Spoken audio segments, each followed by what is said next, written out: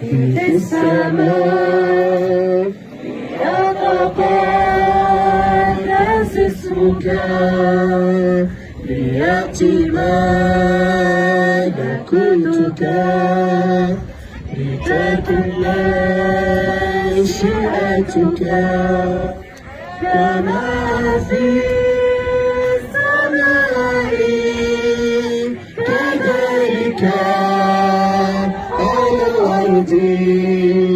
وخبزنا كفافنا أعطنا في أيامنا واغفر لنا ذنوبنا كما نحن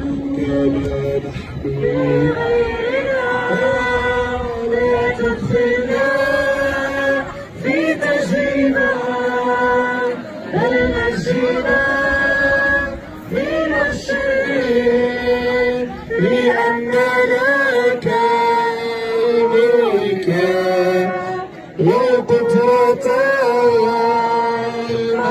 والمجد إلى الأبد إلى الأبد.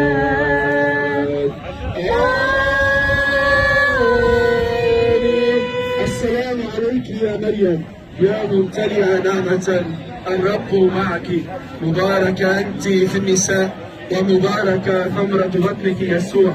يا قديسة مريم يا والدة الله، صلي لأجلنا نحن الخطأ الآن وفي ساعة موتنا آمين.